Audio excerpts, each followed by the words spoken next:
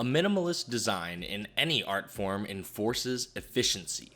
All bells and whistles must go, leaving you with only the essentials. But what you do keep has to be spectacular. And it's no different in video games. Many developers will want to do a minimalist approach on their game, but will often overlook the pitfalls that come with making a game that intentionally takes away many of the visual elements from the player, creating a disconnect from what the developers intended and what the player feels while playing. Playdead's Limbo is one of the first titles to truly lean into the idea of minimalism. We're coming up on its 10-year anniversary, and I think they did an excellent job of avoiding the common issues that many minimalist games have today. Let's take a deep dive into Limbo and find out what this game does right that others in the genre do not.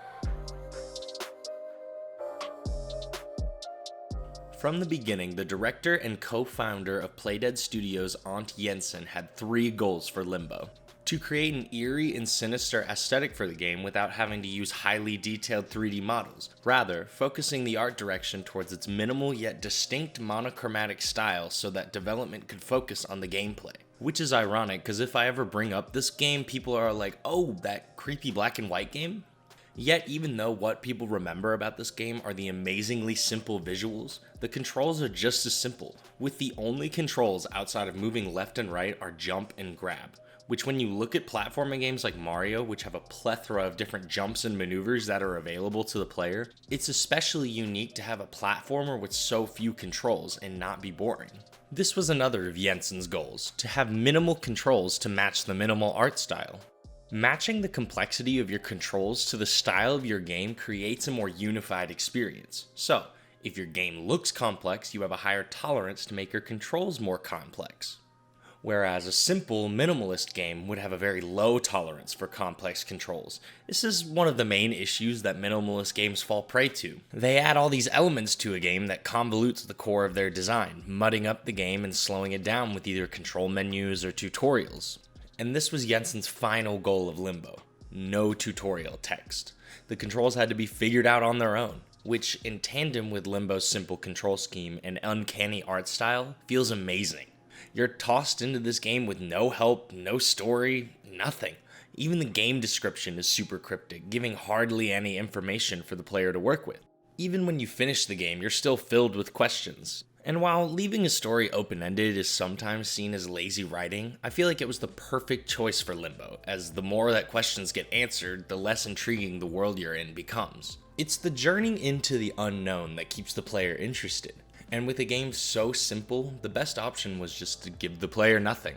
A key design element for Playdead while making Limbo is that they wanted to make the puzzles feel as though they were part of the environment, rather than feeling like you're moving from puzzle to puzzle, which usually meant having to take away elements from the puzzles to make them feel more natural.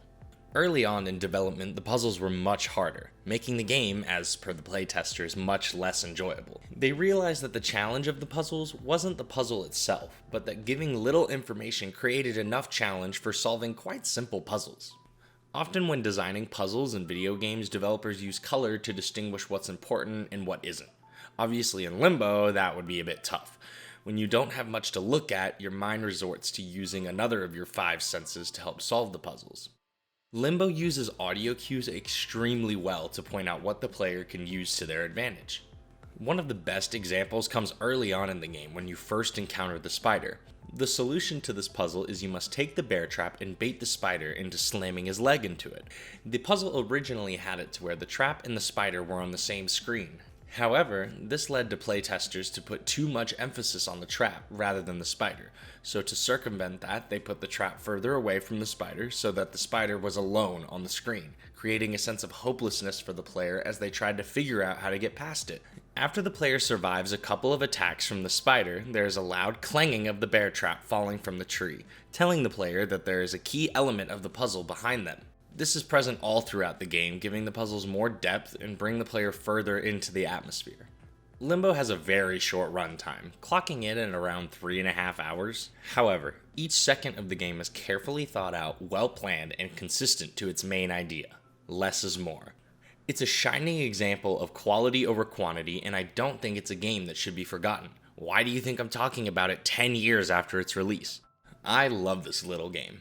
and it should be seen as a blueprint to how to maximize the effect of minimalism.